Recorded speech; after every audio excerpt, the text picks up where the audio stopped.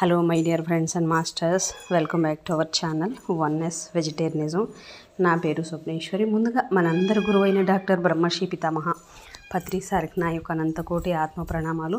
సత్యలోకవాసులకి, దివ్యలోకవాసులకి, మహాకారణలోకవాసులకి, నక్షత్రలోకవాసులకి, ఏంజల్స్కి, మహావతార్ బాబాజీకి, బుద్ధ భగవానుడికి, రామ్తా మాస్టర్కి, మహా ఉపాధ్యాయుడు, మాస్టర్ టీచర్, ఇమోటల్ గురువైన తండ్రికి, అలాగే ఈ వర్తమాన క్షణంలోన సమస్త సృష్టికి, సృష్టిలో ఉన్న యావత్ కాంతికి, కాంతి మాస్టర్స్కి, ఇమోటల్ గురువుల అందరికీ పేరు పేరున నా యొక్క అనంతకోటి ఆత్మ ప్రణామాలు. నా యొక్క స్వయానికి కూడా నా యొక్క హృదయపూర్వకమైన కృతజ్ఞతలు. Thank you. అయితే రోజులాగానే ఈరోజు కూడా మరింత జ్ఞానాన్ని, విజ్డమ్ని మనకు షేర్ చేయడానికి మన ముందుకు శాంత మేడం వచ్చారు. శాంత మేడం సాదరంగా వెల్కమ్ చేద్దాం masters. Madam welcome to our session madam. Over to you madam. Shanta madam. Thank you madam. Thank you. ముందుగా మన గురువు గారైన బ్రహ్మర్షి పితామహ పత్రి సార్ గారికి, స్వర్ణమాల పత్రి మేడం గారికి నా అనంతకోటి ఆత్మ ప్రణామాలు. విశ్వంలోని గురువులందరికీ కూడా నా ఆత్మ ప్రణామాలు, హృదయపూర్వక ధన్యవాదాలు, కృతజ్ఞతలు తెలియజేసుకుంటూ, అలాగే వన్నెస్ వెజిటేరియనిజం టీవీ వ్యవస్థాపక స్వప్నేశ్వర్ మేడం గారికి నా అనంతకోటి కోటి ఆత్మ ప్రణామాలు, రామ్తా మాస్టర్ గారికి శత కోటి ఆత్మ ప్రణామాలు తెలియజేసుకుంటూ, ఇప్పుడు నా కుటుంబ సభ్యులు నాకు ఎంతగానో సహకరిస్తున్న వారికి మరియు నా కన్న తల్లిదండ్రులకు కూడా కృతజ్ఞతలు, ధన్యవాదాలు తెలియజేసుకుంటూ, ప్రస్తుత వర్తమాన క్షణంలోని విశ్వానికి, నా స్వయానికి కూడా కృతజ్ఞతలు తెలియజేసుకుంటూ, స్వామి రామ అనే పుస్తకాన్ని 2వ రోజు చదువుతున్నానండి. వింటున్న మీ అందరికీ సహకరిస్తున్నందుకు థ్యాంక్ యూ.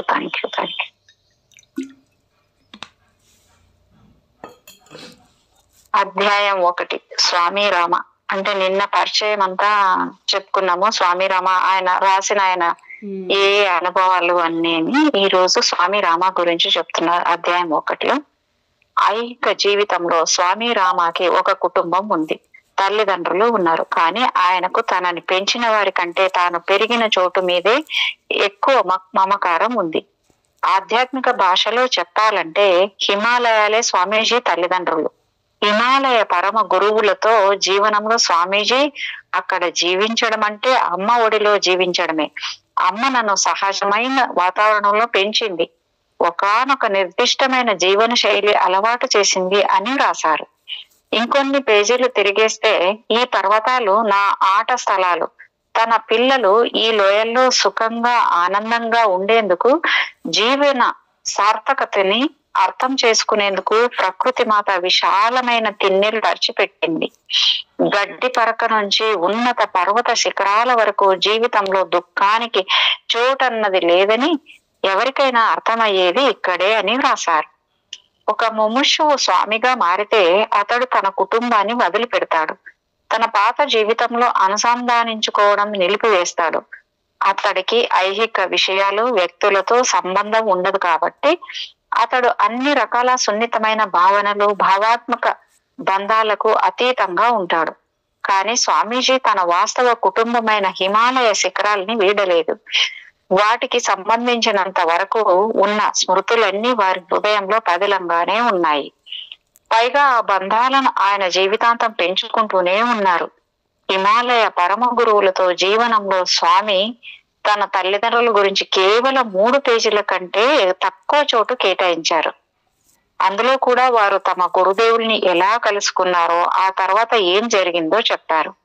ఆ పర్వతాలు అతి శీతల జల ప్రవాహాలు, పుష్పాలతో నిండిన లోయలు, తమకు జన్మనిచ్చిన తల్లిదండ్రులు, ఇతర బంధు గణాల బంధాలను కూడా మరిపిస్తూ తనని తమ వద్దకు ఎలా రప్పించుకున్నాయో వర్ణించారు. ప్రాపంచిక ప్రేమ, మోహపాశము వల్ల, అంచనాల వల్ల కల్మషమవుతుందని అంటారు స్వామి. కానీ పవిత్ర హిమాలయ మందిరాలు హృదయాన్ని విశుద్ధమైన ప్రేమతో నింపేశాయని, ఆ ప్రేమానుభూతిని అనుభూతి చెందుతూ ఉండడం వల్లనే తాను ఆ పర్వత మధ్య ఎలాంటి భీతి లేకుండా సంచరించేవాడినని స్వామి చెప్తారు. వాటి నుంచి స్వామీజీ ప్రకృతిని, సందేశాన్ని ఎలా అధ్యయనం చేయాలో నేర్చుకున్నారు. ఆ పరిసరాల్లో వాటితో కలిసి జీవించడం వల్లనే వారికి ప్రతిదీ జీవంతో తొణికిసలాడుతూ కనిపించింది. చిరు లిల్లీ పువ్వు వికసించడం దగ్గర నుంచి జముడు ముళ్ళ వికాసం వరకు, గడ్డి పరక నుంచి అతి ఎత్తుకు పెరిగే దేవదారు వృక్షం వరకు, అతి చిన్న గులకరాయి నుంచి ఆకాశాన్ని తాకే శిఖరాల వరకు ప్రతి వస్తువులోనూ పలికే ప్రాణశక్తి గానాన్ని వారు విన్నారు. స్వామీజీ భౌతిక శరీరం ఈ ప్రపంచంలోకి ప్రవేశించడానికి నిమిత్త కారణాలుగా ఉన్న వారి తల్లిదండ్రులకు సంబంధించిన జ్ఞాపకాల కంటే హిమాలయ సానువుల జ్ఞాపకాలే వారి మనసును ఎక్కువగా ఆక్రమించుకున్నాయి. స్వామీజీ తల్లిదండ్రులు హిమాలయ ప్రాంతాలకు చెందిన భూభాగంలోనే నివసించేవారు.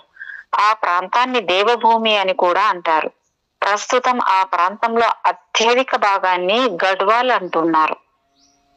మేడం, గడ్వాల్ అంటే మన ఆంధ్రప్రదేశ్ లో ఉంది, అది ఏదో అరుంధతి పిక్చర్ తీసింది అదేనా, మరి ఇది వేరేనా? మేడం గడ్వాల్ అంటే ఇప్పుడు ప్రస్తుతము అంటే ఇప్పుడు స్వామీజీ తల్లిదండ్రులు హిమాలయ ప్రాంతాలకు చెందిన భూభాగంలోనే నివసించేవారు. ఆ ప్రాంతాన్ని దేవభూమి అని కూడా అంటారు. ప్రస్తుతం ఆ ప్రాంతంలో అత్యధిక భాగాన్ని గడ్వాల్ అంటారంట. అది వేరు మేడం, గద్వాల్ వేరు, గడ్వాల్ వేరు. ఓకే. ప్రతి భారతీయుడు తన జీవితంలో ఒక్కసారైనా చూడాలని ఉవ్వెళ్ళూరే బద్రీనాథ్, కేదారీనాథ్, గంగోత్రి, యమునోత్రి, నందాదేవి, చౌఖంబ, నీలకంఠ లాంటి పవిత్ర క్షేత్రాలు గడ్వాల్ హిమాలయాల్లోనే ఉన్నాయి. బాగా చూడాలనిపిస్తుంది మేడం ఇవన్నీ. ఆయన ఎంత అద్భుతంగా వర్ణించి చూస్తే ఒక్కొక్కసారి 2-3 నెలలు గ్యాప్ ఇచ్చి 2 నెలలు 3 అట్లా ఒక్కొక్కసారి క్యాంప్ వేద్దాం, ముందుగానే ప్లాన్ చేసి నిజం మేడం, క్యాంప్ వేద్దాం. అవును మేడం, నిజంగా మేడం అట్లా చేయండి మేడం. చేద్దాం మేడం, పదాం. ఓకే. దేవాలయాల సందర్శనకు వచ్చే సాధువులు, సన్యాసులు, యాత్రికులకు సేవ చేస్తూ ఉండడం ఇక్కడి ప్రాంతాల్లోని గ్రామస్తులకి ఎప్పటి నుంచో ఉన్న అలవాటు. ఏంటి మేడం? హిమాలయాలకు వెళ్ళి వచ్చారా? లేదు మేడం, అది వెళ్ళలేదు. ఈసారి ప్లాన్ చేద్దాం అనుకుంటున్నాను మేడం, హిమాలయాలకు వెళ్ళాలి ఈసారి. ఎందుకంటే ఇప్పుడు పాప కూడా ఉంటది, ఆ అమ్మాయి కూడా చూడాలి. మళ్ళీ ఎటు ఉంటుందో అంత, ఎవరెవరు జర్నీ ఎక్కడెక్కడ ఉంటుందో తెలియదు కదా. అమ్మ బాబోయ్, ఇప్పుడే అంటే వాళ్ళు డబ్బులు ఎక్కడ ఇస్తారు మేడం? అన్నీ అంత డబ్బులు ఇచ్చారు, ఇంకెక్కడ ఇస్తారు వాళ్ళు? అప్పుడే కొంచెం టైం తీసుకుని ఇప్పుడు ప్లాన్ చేయాలి. చేస్తే ఇప్పుడు ఎండాకాలం కదా, ఇట్టటప్పుడే పోగలం మేడం, పోగలము. అవును అవును మేడం, ఏం కంగారు లేదు. ఎవరు ఖర్చులు వాళ్ళు పెట్టుకుని హాయిగా వెళ్ళి రిలాక్స్ గా నెమ్మదిగా సౌకర్యంగా, తొందర ఏం అడావుడి లేకుండా, తొందర ఏం లేకుండా పదాము. నేను ప్లాన్ చేస్తే ఏర్పాటు చేద్దాం.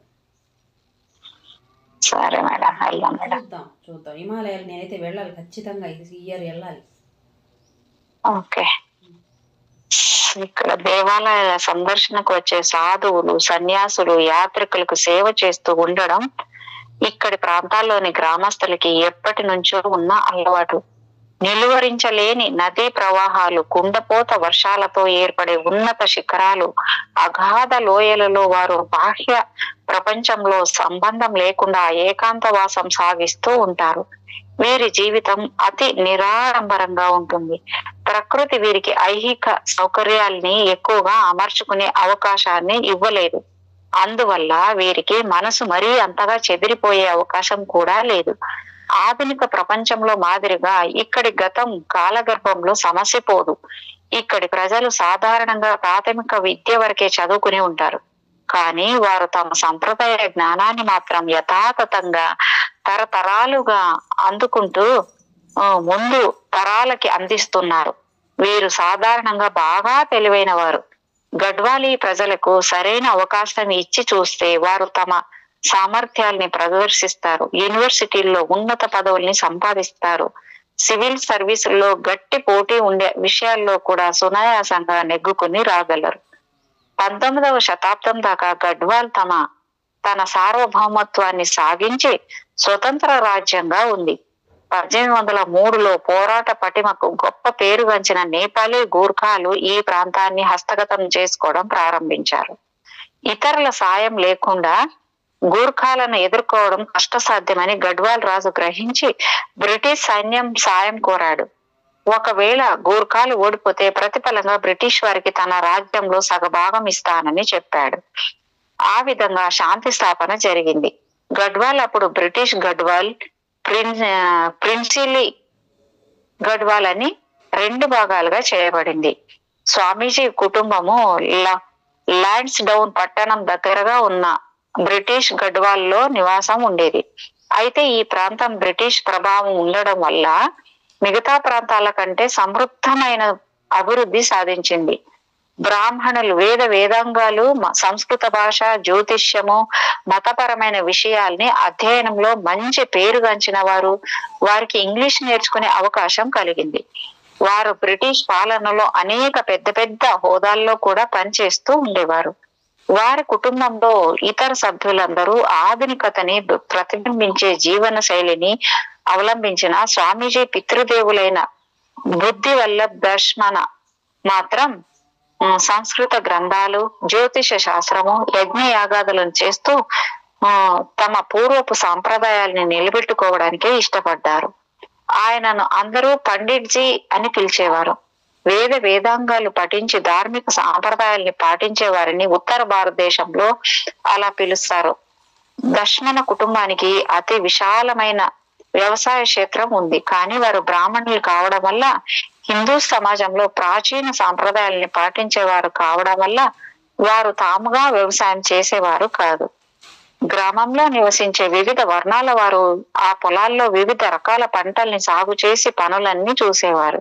ఆ విధంగా బుద్ధి వల్లభ్కి గ్రంథాధ్యయనం చేసేందుకు, తన ఆధ్యాత్మికత సాధనని మరింత తీవ్రం చేసేందుకు అవకాశం చిక్కింది.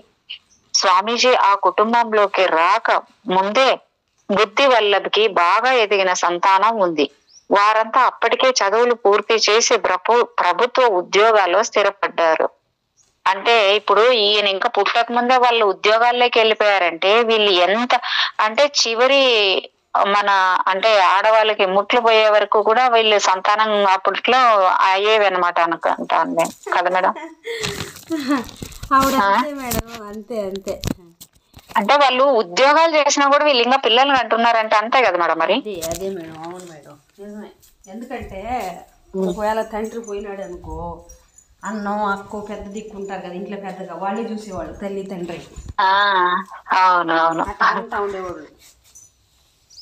అదే సాధన చేసుకోవడానికి ఏకాంత ప్రదేశాన్ని అన్వేషిస్తూ భారతదేశం నలుమూలల నుండి అనేక మంది సాధకులు, సిద్ధ సాధువులు గడ్వాల్ హిమాలయ ప్రాంతాన్ని తరచుగా సందర్శిస్తూ ఉంటారు. ఈ ప్రాంతంలోనే దర్శన కుటుంబం నివసిస్తోంది. వీరి ఇంటికి అనునిత్యం బెంగాలీ బాబా, గుడారి బాబా, సోంబారి బాబా, బూడే బాబా లాంటి సాధు పుంగవులు, యోగులు, పైగా ఆయన విద్వాంసుడు కూడా కావడంతో వారింటికి రావడం, కొన్ని రోజులు వారి ఇంట ఉండడం అంటే సాధువులు, యోగులకు కూడా చాలా ఇష్టంగా ఉండేది. ఒకరోజు ఒక సాధువు వారి ఇంట బస చేశారు. ఆయన తాను మధ్య భారతదేశంలోని అమరకంటక్ పవిత్ర దేవాలయాన్ని సందర్శించి వస్తున్నట్టు చెప్పారు. బుద్ధి వల్లభ్ ఆయన ధర్మపత్ని ఆ సాధువుని భక్తిపూర్వకంగా ఆదరించారు. ప్రసంగవశాత్తు ఆ అతిథి వారిని ఒక వింత ప్రశ్న అడిగారు. మీ ఇంటి పేరు దశ్మన అని ఎలా వచ్చిందో మీకు తెలుసా అంటూ. బుద్ధి వల్లభ్కి ఆ సంగతి తెలియదు.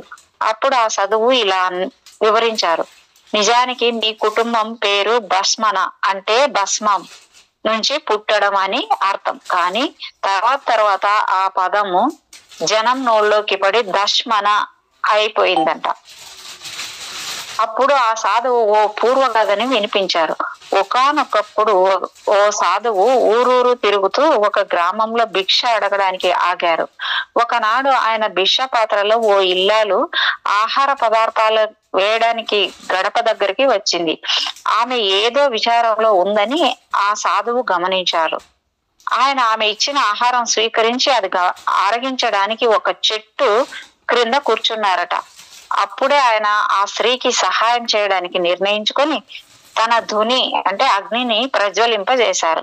ఆ ధుని పక్కనే ఆయన కొద్ది రోజులు గడిపారు. ఆ సాధువుకి కావలసిన ఆహార పదార్థాలు ఆ స్త్రీ అలాగే ఆ చుట్టుపక్కల ప్రజలు తెచ్చిపెడుతూ ఉండేవారు. ఆ స్త్రీ ఎంతో విచారంగా కనిపించేది. ఆ సాధువు ఆమెకు సహాయం చేయదలుచుకున్నారు. ఆమెతో కొంత పరిచయం ఏర్పడిన తర్వాత ఆయన ఆమె విచారానికి కారణం అడిగారు.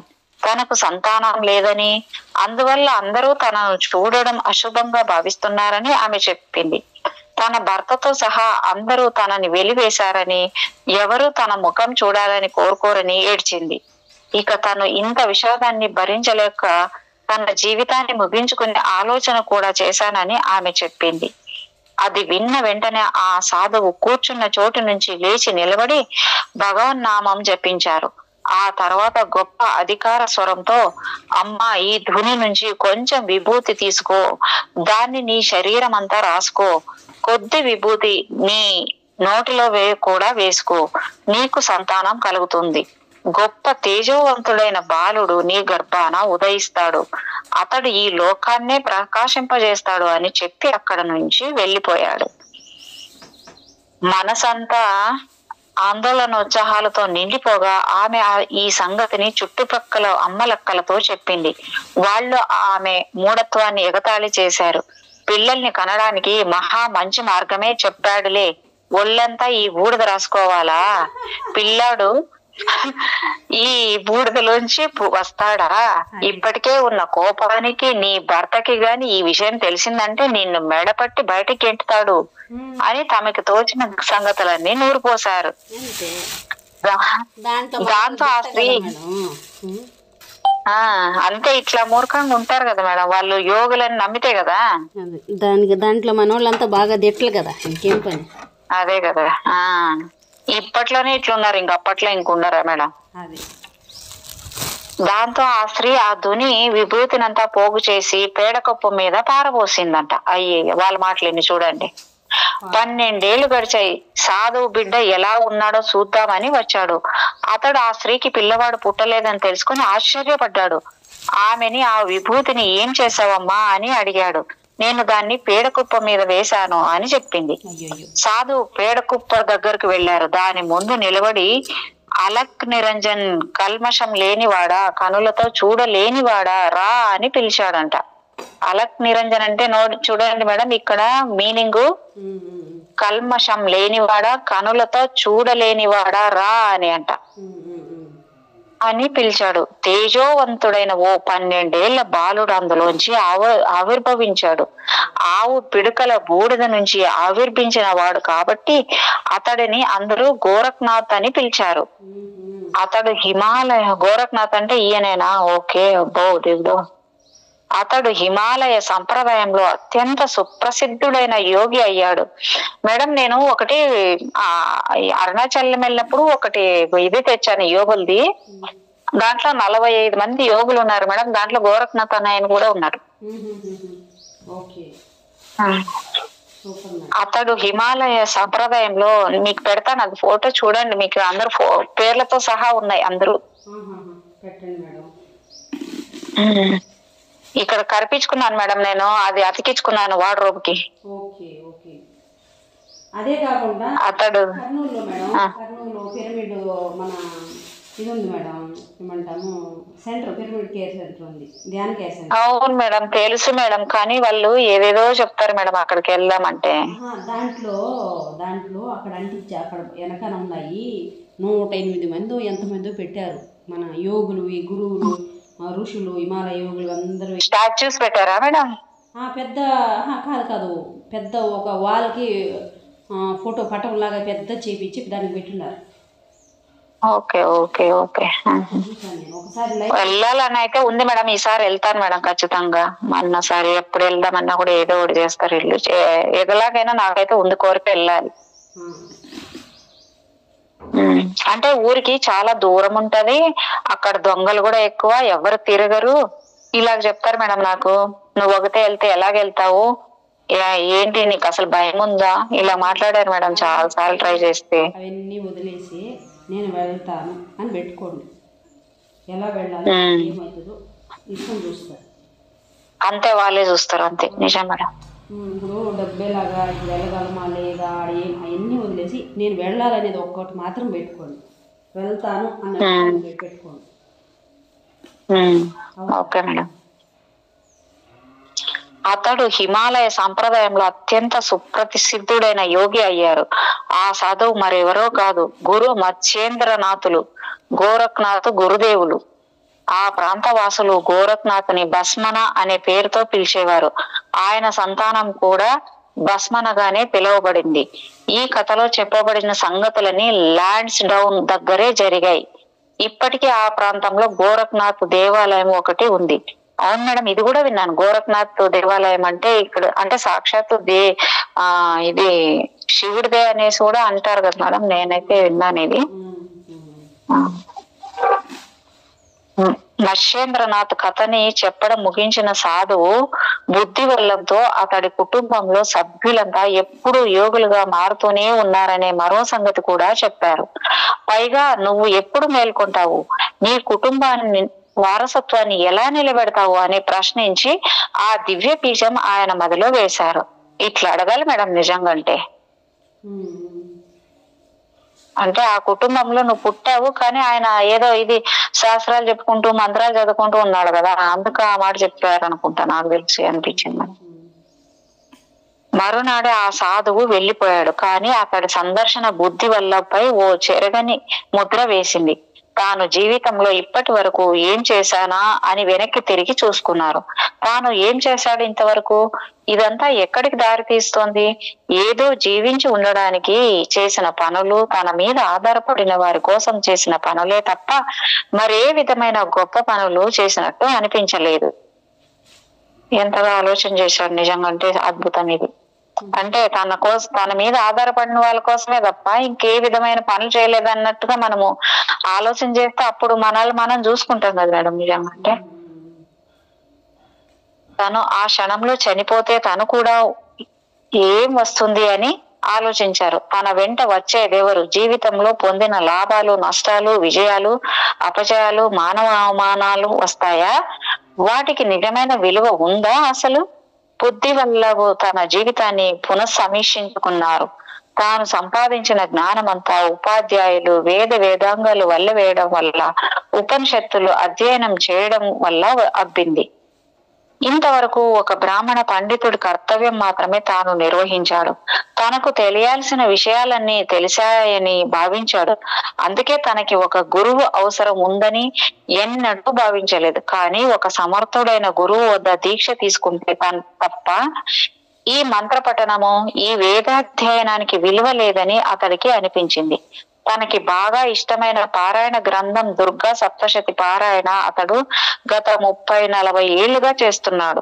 దుర్గా సప్తశతిని విశ్వాసంతో పారాయణ చేస్తే దుర్గ దర్శనం లభిస్తుంది. కానీ తనకి ఆ అమ్మ ఎన్నడూ తన దివ్య దర్శనం ఇవ్వలేదు. బుద్ధి వల్ల అంతరాళంలో ఆ సాధువు వెలిగించిన జ్యోతి నానాటికి తాపాన్ని పెంచసాగింది. ఇక తీవ్రమైన తపస్సాధన, ఏకాగ్ర ధ్యానం కోసం ఆయన ఇల్లు విడిచి వెళ్ళాడు. తన కోరిక తీవ్రంగా ఉంటే తనకు తప్పక సద్గురు దర్శనం, మార్గదర్శనం లభిస్తుందని, తాను తన లక్ష్యాన్ని సాధించగలనని వేద జ్ఞానం నొక్కి ఒక్కాణిస్తోంది. కానీ తన కుటుంబం తనని అలా స్వేచ్ఛగా వెళ్ళనిస్తుందా? భవబంధాలని వీడి తపస్సుకి వెళ్ళిపోతానంటే కుటుంబ సభ్యులు ఒప్పుకుంటారా? కానీ అలా చేయకుండా తాను ఇంట్లోనే ఉండి తపస్సాధన చేయబూనుకుంటే తాను ఎన్నో ఏళ్లుగా నిర్వర్తిస్తూ వస్తున్న అర్చక సేవని పట్టించుకోలేని పరిస్థితి ఏర్పడుతుంది. తాను ఒక అర్చక సేవలు చేసే పండితుడిగా కాక నిజమైన సాధకునిగా మారదలుచుకున్నాడు. కాబట్టి తను తప్పక ఇక్కడ నుండి దూరం వెళ్లాల్సిందే. తానెవరో ఏమిటో ఎవరికీ తెలియని ప్రదేశానికి వెళ్తేనే తప్ప ఈ అంతరాగ్ని చల్లారేటట్లు లేదు. అందుకే ఆయన ఒక నిర్ణయానికి వచ్చి ఒకనాటి రాత్రి ధైర్యం కూడా తీసుకుని తన కుటుంబాన్ని విడిచిపెట్టి వెళ్లిపోయారు. బుద్ధి వల్లభకి దుర్గాదేవికి అనుంగు భక్తుడు. అందువల్ల దగ్గరలో ఉన్న దుర్గాదేవి ఆలయాన్ని దర్శించి అక్కడే ఉండాలని, ఆ మాతను సేవించాలని నిర్ణయించుకున్నారు. గడ్వాల్లో అనేక ప్రదేశాలు ఉన్నాయి, కానీ అవన్నీ ఆయన గ్రామానికి దగ్గరగా ఉన్నాయి. తానెవరూ తెలియకుండా ఉండాలంటే ఆ గ్రామాల్లో ఉండకూడదు. అందుకే ఆయన హరిద్వార్కి దగ్గరలో ఉన్న అటవీ ప్రాంతంలో గల మానసాదేవి మందిరానికి వెళ్లారు. ఆధ్యాత్మిక పథంలో ప్రయాణం ప్రారంభిస్తూ ఆయన అక్కడ తీవ్రమైన ధ్యానం చేశారు. మానసాదేవి అంటే మేడం, మానసాదేవి అంటే ఇప్పుడు పాములకి ఏమో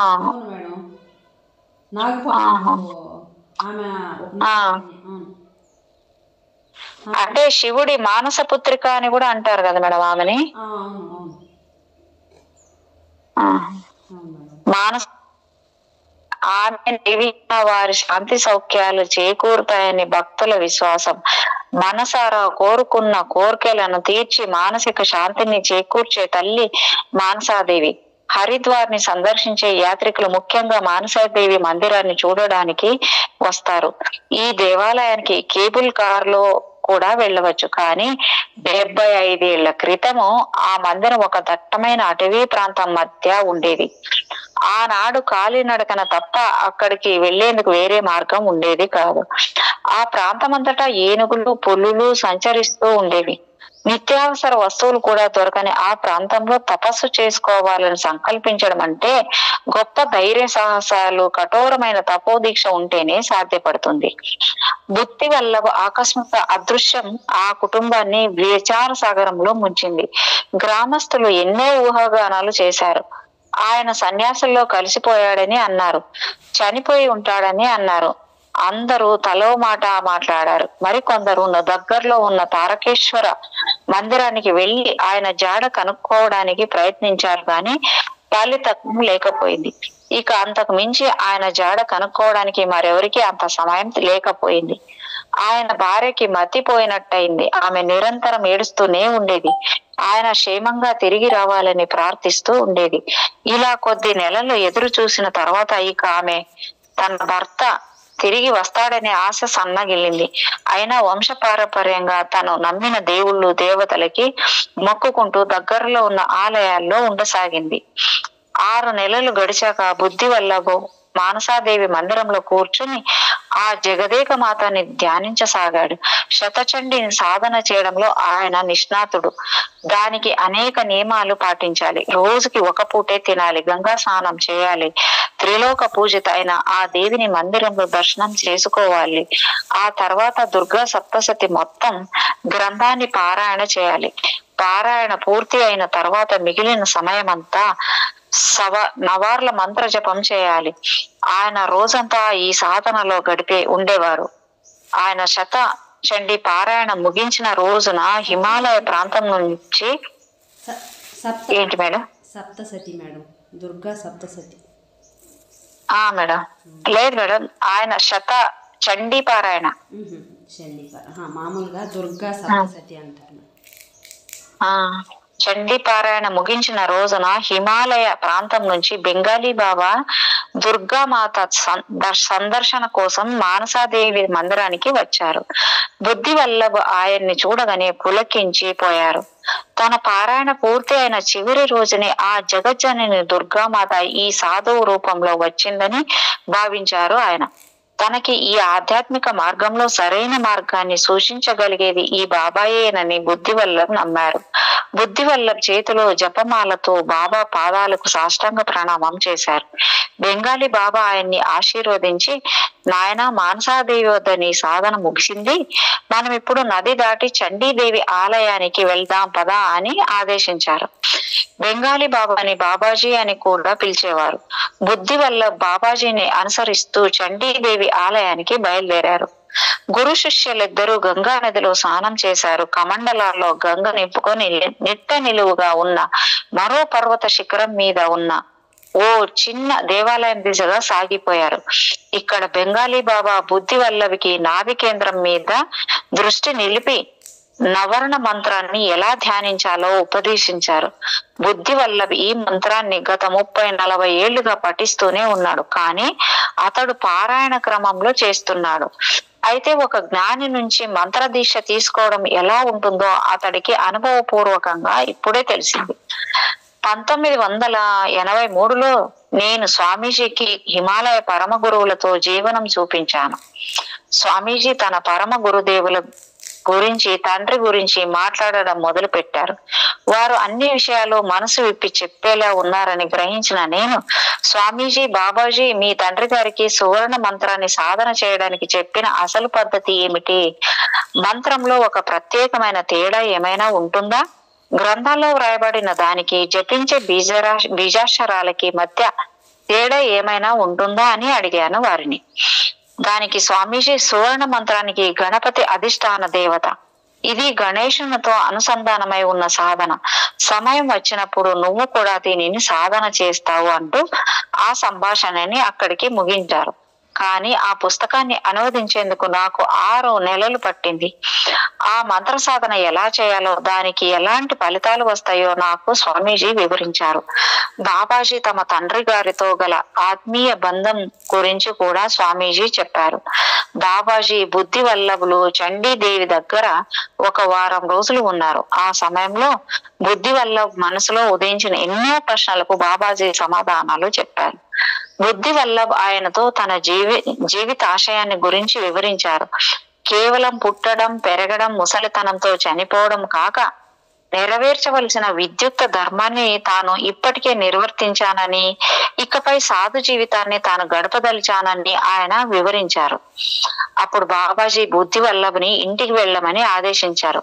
భార్య బిడ్డల దగ్గర కొంతకాలం గడపమని, మరొక బిడ్డని కనమని, ఈ బిడ్డని పెంచడం అతడి ఆధ్యాత్మిక పురోగతికి ఏమాత్రం ఆటంకం కాబోదని ఆయన చెప్పారు. ఈ పుట్టబోయే బిడ్డని తమకి చెందిన సంతానంగా ఎంచవద్దని, ఈ బిడ్డ భూమి మీదకి రావడానికి ఆ దంపతులు ఒక నిమిత్త కారణంగా ఉండాలని ఆదేశించారు. ఈ పుట్టబోయే బిడ్డడే తనకు గురుదక్షిణ అంటే విద్య గరిపిన దేవులకు శిష్యులు ప్రీతితో సమర్పించే బహుమతి కాగలడని ఆయన చెప్పారు. ఇది విని బుద్ధి వల్లభ్ ఆశ్చర్యపోయారు. కానీ తన గురుదేవుల ఆదేశం కాబట్టి ఆయన ఇంటికి వెళ్ళడానికి సుముఖత చూపారు.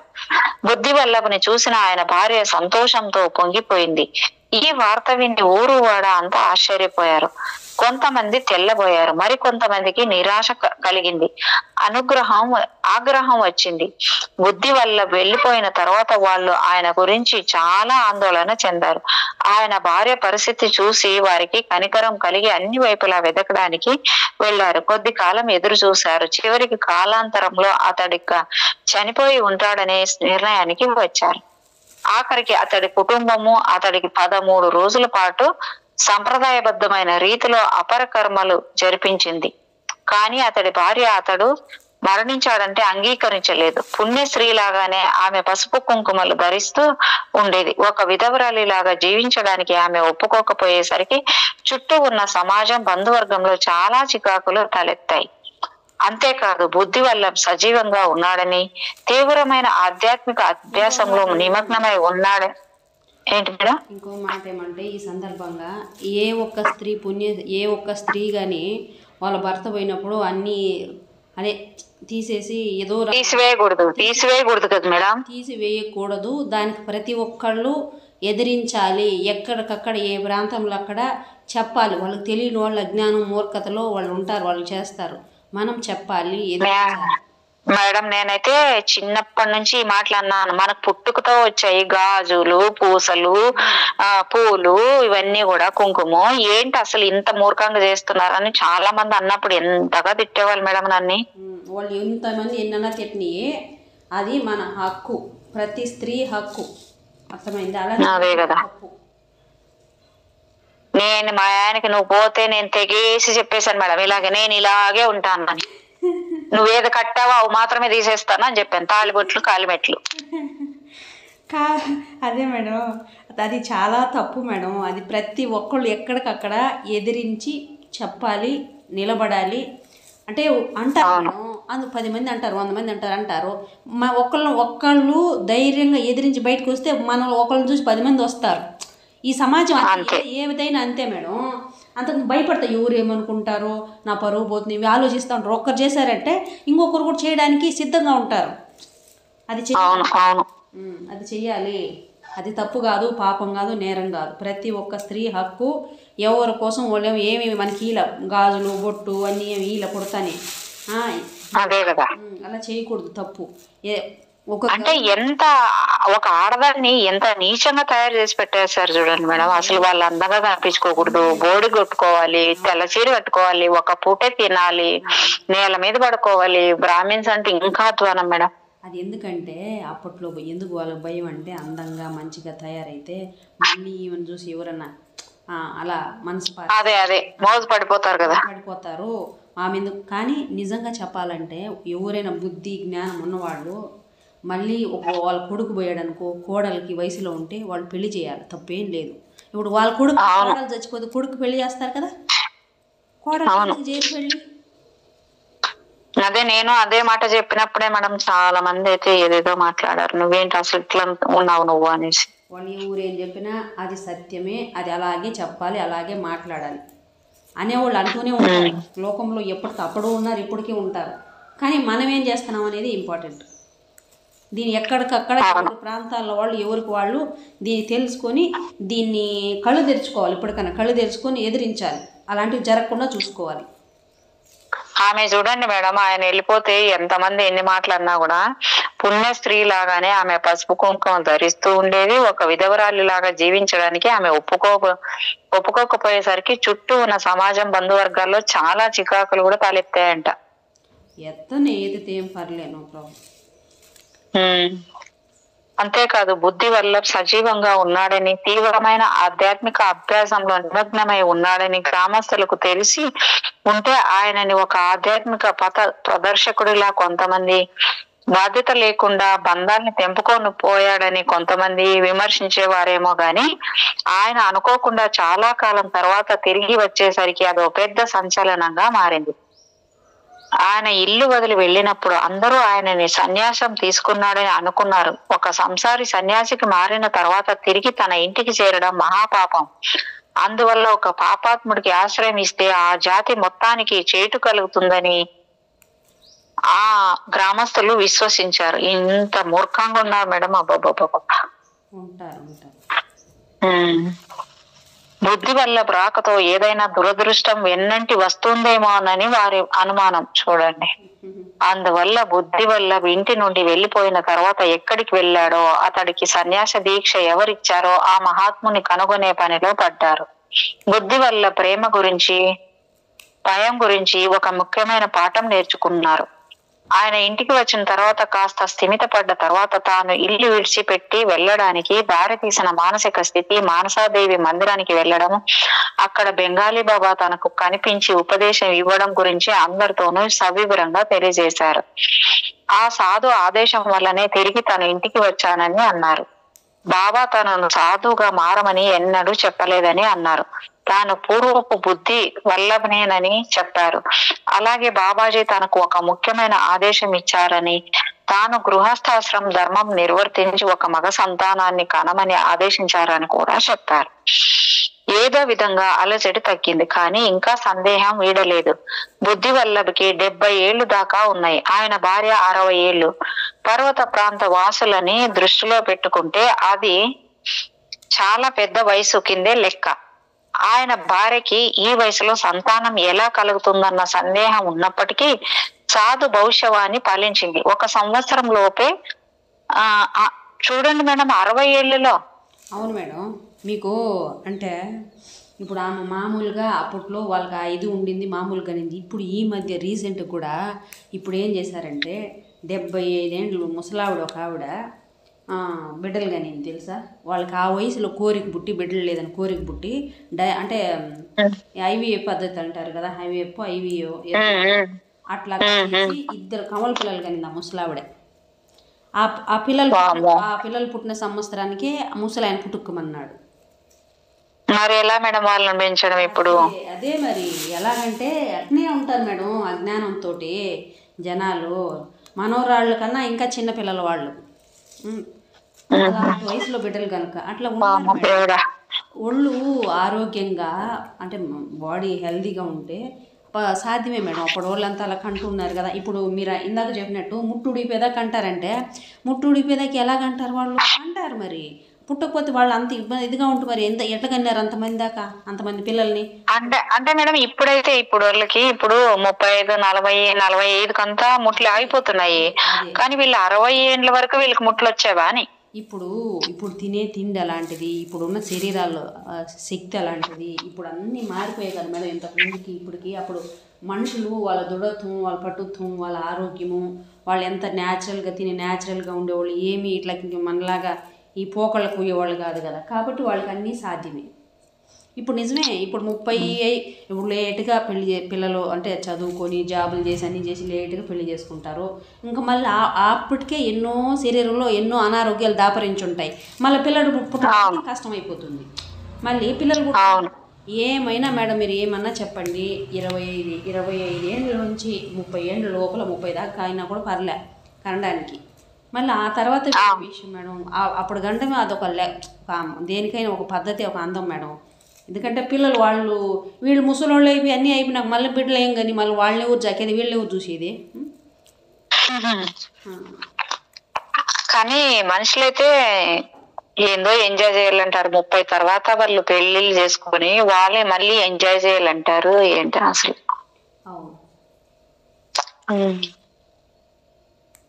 ఏదో విధంగా అలజడి తగ్గింది, కానీ ఇంకా సందేహం వీడలేదు. బుద్ధి వల్లకి 70 సంవత్సరాలు దాకా ఉన్నాయి.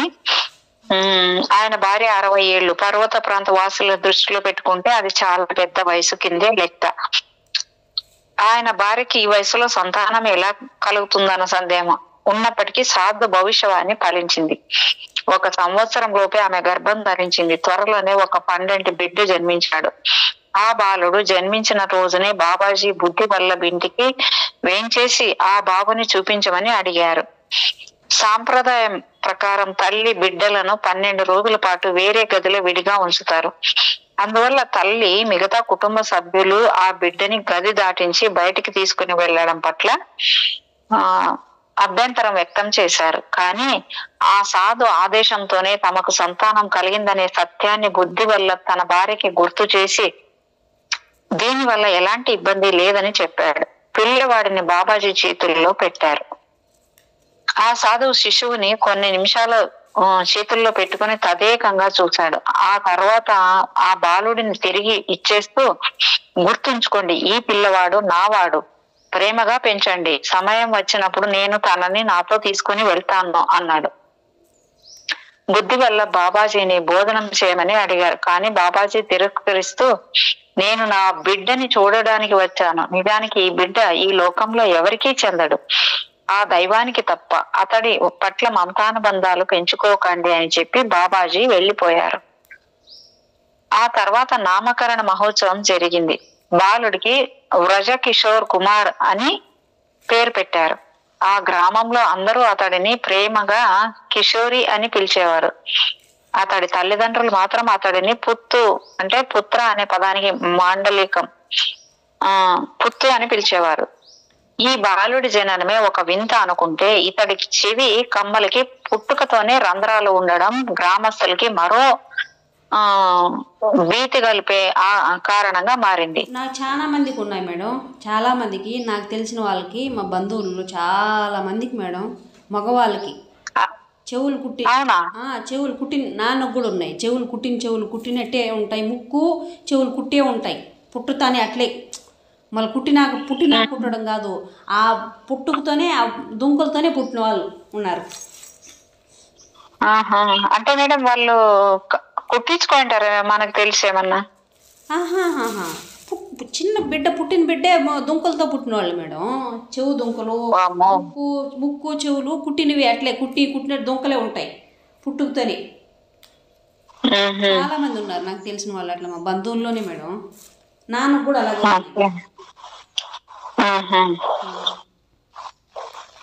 బుద్ధి వల్లభ ఆ ఇంట్లోకి తిరిగి సంసారిగా అడుగు పెట్టకూడదన్న గ్రామస్తుల నమ్మకం బలపడింది. ఈ వింతకి వారు చాలా భయపడ్డారు. ఏదైనా ఆపద జరిగితే అది ఆ తల్లిదండ్రులకే జరగాలి తప్ప మరెవరికీ జరగకూడదని వారు భగవంతుని ప్రార్థించారు. కానీ రంధ్రాలున్న ఈ చెవి కమ్మల వల్లే బుద్ధి వల్ల ఈ బాలుడు అసాధారణమైన అంశాలు కలవాడని, తన గురువు దేవి మాత వాక్కులు ఫలించాయని నమ్మారు. బుద్ధి వల్లభకి వారి వంశం పేరు దశ్మన అని రావడానికి గల కారణం వివరించిన సాధువే, ఆధ్యాత్మిక దీక్ష పొందే సాధకులు సాధు సాంప్రదాయంలో చెవులు కుట్టించుకోకపోవడం సర్వసామాన్యమైన విషయమని, ఈ బాలుడు ఆత్మ గురు గోరఖ్నాథ్ సంప్రదాయానికి చెందిన వారిని చెప్పడానికి ఇంతకంటే గొప్ప నిదర్శనం ఏముందని ప్రశ్నించారు. ఆయన ఈ విషయాన్ని తన భార్యతో చెప్పాడు. బిడ్డని ప్రేమగా చూడమని, కానీ అనుబంధం పెంచుకోవద్దని కూడా చెప్పారు. తల్లి వృద్ధాప్యంలో ఉండడం చేత తన బిడ్డకి ఆమె పాలిచ్చే పెంచే స్థితి లేదు. కానీ ఆమె పెద్ద కొడుకు భార్య కూడా అదే సమయంలో ఒక బిడ్డకి జన్మనిచ్చింది. ఆమె మర్రి కిషోరికి కూడా పాలివ్వడానికి సంతోషంగా అంగీకరించింది. హైందవ సాంప్రదాయ కుటుంబాల్లో మేడం నాకు తెలిసి కొంతమంది పిల్లలు వెంటనే పుడితే ఆ పిల్లలు పాలు వదలకపోతే అమ్మమ్మల పాలు కూడా తాపించే వాళ్ళని కూడా చూసాను మేడం నేను. అవును అవును మేడం, అవును. అమ్మమ్మల పాలు అసలు ఆ సందర్భంలో అమ్మమ్మలే కాదు, ఎవరున్నా వీళ్ళు వాళ్ళని కాకుండా అక్కలు, వదినలు, అమ్మమ్మలు, అట్లా ఎవరున్నా బంధువులు ఎవరన్నా ఉన్నా ఆ బిడ్డకి పాలు తాపిస్తారు. నిజమే మేడం. ఇప్పుడు ఎవరు లేరు కదా మేడం, వాళ్ళ పిల్లలకు వాళ్ళు ఇచ్చుకుంటే అందంగా రిపోతుంది అనే రకం అయిపోయినారు. అప్పుడు ఆ మాదిరిగా ఉండేవి మేడం, ఇచ్చేవాళ్ళు. ఆ మాదిరిగా ఉండేవి పాలు. అట్లా అప్పుడు తినే తిండి వాళ్ళ శరీర పోషణ అట్లా ఉండేది, సౌష్ఠత కాబట్టి అట్లా ఉండేవి. పాలు ఒక బిడ్డకి అసలు నొప్పి, ఆ పాలకు నొప్పికి ఉండలేకపోయేవాళ్ళంట. ఆ పాలు లేట్ అయితే బిడ్డకు పాలు ఇకపోతే వాళ్ళకి జ్వరం వచ్చేసేది. జ్వరం వచ్చేసేది, కారిపోయి జ్వరం వచ్చేసేదంట. బిడ్డకు పాలు ఇవ్వకపోతే అప్పుడు దూరంగా పోయి ఉంటారు కదా, దూరంగా పోతే ఎవరన్నా చిన్న బిడ్డలు ఉంటే అక్కడ కూడా వచ్చేసేవాళ్ళండి నీళ్ళకి. అట్లా చేసేవాళ్ళంట మేడం. నిజమే మేడం. ఆ టైం ఎంత బాగుంటది కదా మేడం, అందరికి సమానమే అనే రకంలో ఉండేవాళ్ళు అప్పుడు వాళ్ళు. అవునవునవును. అదే అమ్మకు కూడా వేరే ఆమె, ఒక ఆమె చాలా మంది పిల్లలు ఉంటే ఈమె దగ్గరలో లేకుండా, వీళ్ళమ్మ బిజీగా ఉండడం వాళ్ళ దగ్గర లేకుండా ఏడకపోతే వేరే ఊరికి వెళ్తే ఆమె కూడా పాలు ఇచ్చిందంట. అట్లా వేరే ఆమె ఒక ఆమె ఉంది, బంధువులు ఆమె ఇచ్చిందంట అట్లా పాలు. అట్లా చాలా మంది ఉంటారు మేడం అప్పుడు. ఇప్పుడు కొత్తగా మీకు తెలుసో లేదు కానీ పాలు ఉన్నవాళ్ళు కొంతమంది, ఎవరో రేర్గా అట్లా ఉన్నవాళ్ళు బ్యాంకులు ఏర్పాటు చేశారు కదా మేడం, పాల బ్యాంకులు. అవును, పాల బ్యాంకులు, వీర్య బ్యాంకులు మేడం, ఏమేమి ఒకటి కాదులేండి. అవునవును, కానీ మంచివే మేడం, మంచిదే అది. అన్ని పోగొడల కన్నా ఇలాంటివి మంచి విషయం మేడం. ఇప్పుడు చూడు, అలాగా అది కాకుండా అంటే బొడ్డుతాడు ఉంటుంది కదా, ఆ బొడ్డుతాడు కానీ ఇవన్నీ ఇట్లా చేసి రేపు పొద్దున్న వాళ్ళకి ఏమైనా ప్రాబ్లం వచ్చిందనుకో అలా ఉంటే అలాంటప్పుడు వాడుకోవచ్చు మేడం. ఏ మందులతో దేంతో తగ్గంది వాళ్ళకి అది పనిచేస్తుంది. అప్పుడు ఒక దివ్య ఔషధంలా పనిచేస్తారు వాళ్ళకి. మేడం అదైతే నా కూతురు చేసింది మేడం, ఆ బొడ్డు తాడని అలాగే పెట్టారు 50,000 ఇచ్చి, అది క్లౌన్ అయిన హాస్పిటల్లో ఇక్కడ. పెద్ద బాబుకి అట్లాగా చేసి పెట్టారు. చేయాలి మేడం, చేయాలి. ఎందుకంటే రేపు పొద్దున్న పిల్లలకి వాళ్ళకి ఏ ఇష్యూ వచ్చినా దానివల్ల వాళ్ళకి ఆరోగ్యంగా ఉంటారు మేడం, వాళ్ళకి హెల్త్ క్యూర్ చేయొచ్చు. అవునంట. ఇంకా చిన్నపిల్లలు ఎవరు పుట్టినా వాళ్ళకి ఏ ఇష్యూస్ వచ్చినా దాని నుంచి బాగు చేయొచ్చు అంట అన్నారు మేడం, నాకు తెలుసు. అవును, అది ఉంటే ఉండొచ్చు కాక, కానీ ఆ బిడ్డకి ఇప్పటి నుంచి వాళ్ళు ఉన్నంత వరకు, భూమి మీద ఉన్నంత వరకు ఏ దానికి వాడచ్చు దాన్ని. అదే లైఫ్ లాంగ్ పెట్టాలంట అనేసి 50,000 కట్టించుకున్నారంట మేడం వాళ్ళు. ఉంటారు మేడం. సరే మేడం, ఇంకో 10 నిమిషాల్లో కంటిన్యూ చేస్తే నేను మేడం. మేడం మరి ఆమె మరిది కిషోరి కూడా పాలివ్వడానికి సంతోషంగా అంగీకరించింది. హైందవ సాంప్రదాయ కుటుంబాల్లో ఉన్న అలవాటు ప్రకారం బుద్ధి వల్ల దైనందిన కార్యకలాపాల్లో తన కుమారుడి గురించి పట్టించుకోకపోయినా ఆ పిల్లవాడు జాగ్రత్తగా పెరగడానికి తను ప్రత్యేకంగా చేసే సాధన బాగా పనిచేస్తుందని ఆయనకు బాగా తెలుసు. కాబట్టి తన గురువు బోధించిన మార్గం సాయంతో ఆయన తన సాధనని మరింత తీవ్రతరం చేశాడు. ఇప్పుడు బుద్ధి వల్లకి గార్హస్థ్య ధర్మం బాధ్యతల్ని తలెత్తుకోవడంలో ఎంత మాత్రమూ ఆసక్తి లేదు. బుద్ధి వల్ల సంతానంలో మగపిల్లలు అప్పటికే చదువుకుని ప్రభుత్వ ఉద్యోగాలు చేస్తూ స్థిరపడ్డారు. ఆర్థిక రీత్యా చెప్పుకోవాలంటే కుటుంబం మధ్యతరగతికి చెందిన కుటుంబం. కానీ పిల్లలు బ్రిటిష్ పాలనలో ఆంగ్లంలో విద్యని అభ్యసించడం వల్ల బ్రిటిష్ ప్రభుత్వ ఉన్నతాధికారులతో వారికి సన్నిహిత సంబంధాలు ఉండడం వల్ల వాళ్లలో ఆధిపత్య భావన ఎక్కువగా ఉండేది. అంటే అప్పుడే స్టార్ట్ అయింది చూడండి మేడం, మామూలుగానే అమాయకంగా ఉండేవాళ్ళు కదా. ఆధునిక విద్య, మోడర్న్ సంస్కృతికి అలవాటు పడ్డ ఆ పిల్లలకి తమ తండ్రి ధ్యానం కోసం, వేదాలు ఉపనిషత్తుల అధ్యయనం కోసము సాంసారిక సామాజిక బంధాల్ని త్రోసి రాజనడం అధమంగా కనపడింది. పైగా ఇది చాలదన్నట్టు కిషోరి పట్ల కూడా పట్ల ఆయన చూపే ప్రేమ ఎంత ఏకోన్ముఖంగా ఉండేదంటే చివరికి ఆయన తన మనుమలకి అందించాల్సినంత చేరిక అనురాగం అందించలేకపోయారు. స్వామీజీ ఈ స్థితి గురించి మాట్లాడుతూ ఈ ప్రవర్తన అన్నకి చాలా ఇబ్బందికరంగా మారింది. ముఖ్యంగా నా అంత వయసున్న పిల్లలు ఆయనకు అన్నారు. ఆయన వదిన గారు మాత్రం ఆయనను చాలా దయగా, ప్రేమగా, ఆర్ద్రంగా పెంచింది. కిషోరిని ఎప్పుడు తన పిల్లల్లో ఒకటిగానే చూసేది. కిషోరి అందానికి అందరూ ముగ్ధులయ్యేవారు. ఎవరిని చూసినా అంత అందమైన పిల్లవాడిని తామెన్నడూ చూడలేదని అనేవారు. కిషోరి చురుగ్గా, బలంగా ఉండేవాడు. అప్పుడప్పుడు ఉదాసీనంగా ఏం ఆలోచిస్తున్నాడో ఎవరికీ అర్థం కాని విధంగా ఉండేవాడు. ఒక్కోసారి 16 గంటలు, 20 గంటల పాటు కూడా నిద్రపోతూ ఉండేవాడు. కానీ తరచుగా మేల్కొని ఏడుస్తూ ఏవో అర్థం కాని విషయాల్ని చెప్పడానికి ప్రయత్నిస్తూ ఉండేవాడు. అతడు శారీరకంగా బలంగా ఉండేవాడు, కానీ కొన్నిసార్లు ఎంతో మానసిక బలం కనిపించేది అతనిలో. ఈ పిల్లవాడు ఏదో విపత్తుకి కారణమవుతాడనే భయం ఉన్నా గాని చుట్టుపక్కల ప్రజలంతా ఆ పిల్లవాడంటే చాలా ఆకర్షణ ఉండేది. కిషోరి జననం తర్వాత సాధువులు మరింత తరచుగా ఆ గ్రామాన్ని సందర్శించేవారు. ఆ పిల్లవాడి పట్ల అమితాసక్తి కలిగిన గ్రామస్తులు అతడు చేసే వింత చేష్టల్ని చూసి ఆశ్చర్యపోతూ ఉండేవారు. వచ్చిన సాధువులకి కొంతమంది గ్రామస్తులు ఆ పిల్లవాడు వరప్రసాదమని, దైవం కరుణించి బిడ్డ అని చెప్పేవారు. మరికొంతమంది ఆ పిల్లవాడికి గాలి సోకిందని, వారు తమ ఆశీస్సులతో ఎలాగైనా ఆ బిడ్డను కాపాడాలని, ఆశీస్సులు ఇవ్వాలని చెప్పేవారు. బుద్ధి వల్ల ఒక కఠినమైన దినచర్యని అలవాటు పాటించేవారు. ఆయన త్వరగా లేచి స్నానం చేసి సాధన మొదలు పెట్టేవారు. ఆయన పూజలో ఎక్కువసేపు గణేశుని, దుర్గాదేవిని పూజిస్తూ గడిపేవారు. ఆయన నీరు, గంధం పొడి, పూలు, పాలు, పెరుగు, తేనె, పసుపు, బియ్యం, సింధూరం, అగరొత్తులు, నెయ్యితో వెలిగించిన అఖండ దీపం, పండ్లు, మిఠాయిలతో సంప్రదాయబద్ధమైన అర్చన చేసేవారు. తర్వాత మొత్తం దుర్గా సప్తశతి పారాయణ చేసి గురువు ఉపదేశించిన మంత్రాన్ని జపించేవారు. పూజ ముగిసిన తర్వాత ప్రసాదాన్ని తన ప్రియపుత్రుడికి పెట్టేవాడు. కిషోర్కి అప్పుడు 3 ఏళ్లు ఉంటాయి. తన మిత్రుల్ని భోజనానికి పిలిచాడు. వాళ్ళ కోసమని అన్నగారు స్వీట్లు ఆర్డర్ చేసి తెప్పించాడు. అప్పటికి మధ్యాహ్నం అయింది గాని అతిథులు ఇంకా రాలేదు. బుద్ధి వల్ల తన పూజ ముగించి మామూలుగానే మిఠాయి ప్రసాదం పుత్తుకి పెట్టారు. ఆయన తన ధ్యాన మందిరంలోనే ఉండిపోయారు. పిల్లవాడి చేతిలో మిఠాయి ప్రసాదంతో పట్టుకుని సంతోషంగా బయటికి వచ్చాడు. ఇది గమనించిన అన్నగారు ఈ అల్లరి పిల్లవాడు చెడు అలవాట్లను నేర్చుకుంటున్నాడని, అతిథుల కోసం అట్టే పెట్టిన మిఠాయిల్ని దొంగిలించాడని భావించాడు. ఆ మిఠాయి ఎక్కడి నుంచి తీసావో చెప్పమని కిషోరిని గద్దించి అడిగాడు. కిషోరి అన్న వైపు అల్లరిగా చూసి మొత్తం మిఠాయిని నోట్లో కుక్కేసుకుని అక్కడ నుంచి పరిగెత్తడానికి ప్రయత్నించాడు. కానీ అన్నగారు అతన్ని పట్టుకుని ఎందుకలా చేశావో చెప్పమని కోప్పడ్డారు. కిషోరి నోటి నిండా మిఠాయి ఉండడం వల్ల వెంటనే మాట్లాడలేకపోతున్నాడు. అతడు దాన్ని మింగడానికి ప్రయత్నిస్తున్నాడు గాని తన నాలికని కదపలేకపోతున్నాడు. కోపంతో ఊగిపోతూ అన్నగారు కిషోరిని చెంప మీద కొట్టాడు. చాలా నొప్పిగా ఉంది, అయినా కిషోరి ఏడవలేకపోతున్నాడు. ఎలాగో అలా వెక్కిళ్ళు పెడుతూ ఏడుపు మింగేస్తున్నాడు. దానితో అన్నగారు అరుస్తూ, మరీ మొండికెత్తిపోయావు పిల్లాడా, ఇదేనా నువ్వు నేర్చుకున్నది అంటూ ఇంకా కొట్టసాగాడు.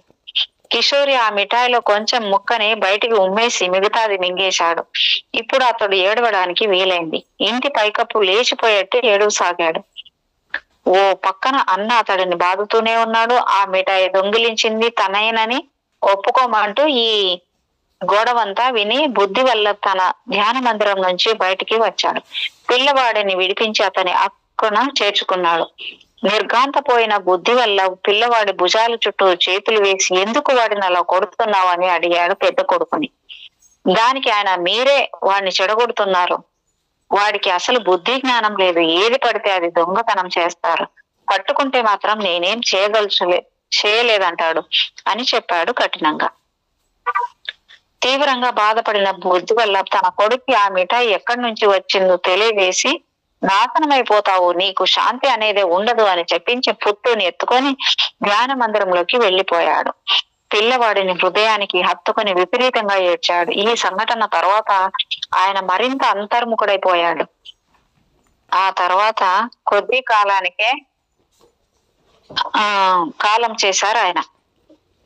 ఆయన భార్య చలించిపోయింది. అంత పెద్ద వయసులో పిల్లవాడిని కన్న ఆమె చాలా నీరసించిపోవడం మొదలు పెట్టింది. రాను ఆమెకి కనిపించడం కూడా పోయింది. ఇక కిషోరి కోసం ఏదైనా చేసే ఓపిక కూడా లేదు. వదిన గారు పిల్లవాడిపై అచంచలమైన ప్రేమ కురిపించేది, కానీ అత్తగారు కూడా బాధపడుతూ ఉండడం వల్ల కిషోరి ఉనికి ఎవరికైనా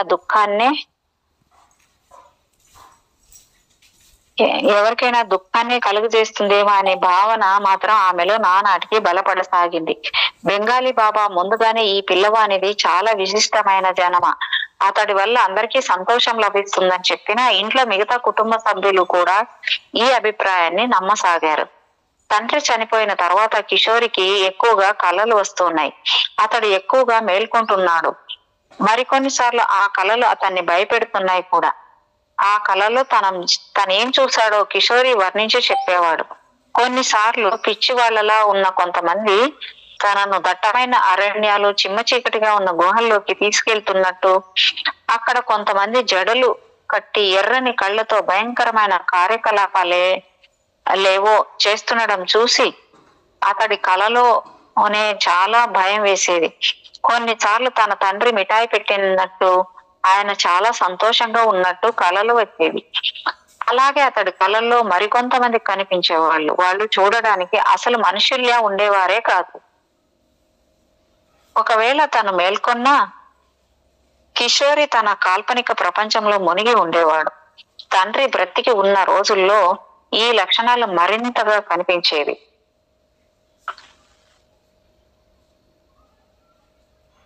ఇప్పుడు పరిస్థితి మరింత హీనమైంది. కుటుంబ సభ్యులు వైద్యుల్ని, పూజారుల్ని కలిసి సలహాలు తీసుకుంటున్నారు.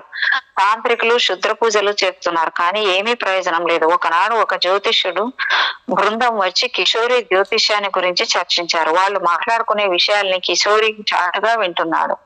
తనకు 28వ ఏట మారక దశ, అంటే మృత్యువాత పడే అవకాశం ఉన్నట్టు చెప్తున్నారు వాళ్ళు. సరిగ్గా అదే సమయంలో బెంగాలీ బాబా వచ్చి, మీరంతా పోతారు, కానీ నా బిడ్డకి ఏమీ కాదు, అతడు చాలా అమాయకుడు, భోలా మీరంతా కలిసి వాడి మనసులో భయం కలిగేలా చేస్తున్నారు, మీ గ్రహగతుల్ని పనికి రాకుండా చేస్తాను చూడండి అంటూ ఆ జ్యోతిష్య పండితుల్ని హుంకరించాడు. కిషోరి భుజం మీద చేయి వేసి, బాబాజీ, నువ్వు నాకు అత్యంత ప్రీతి పాత్రుడివి నాన్న, నేను నీ గురించి తీసుకోవలసిన అన్ని జాగ్రత్తలు తీసుకుంటాను అంటూ అతడు తన చెప్పాల్సిన విషయం ముగించి వెళ్ళిపోయారు అక్కడి నుండి. 1983లో స్వామీజీని వారి గురుదేవులు.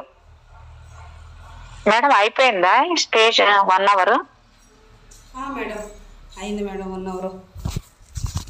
ఓకే మేడం, ఇక్కడికి ఏం చేసుకుందాం అయితే. Okay madam thank you madam. Thank you. మీకు నా యొక్క హృదయపూర్వకమైన కృతజ్ఞతలు. చాలా బాగుంది, ఇది చాలా బాగుంది. Thank you madam. Thank you.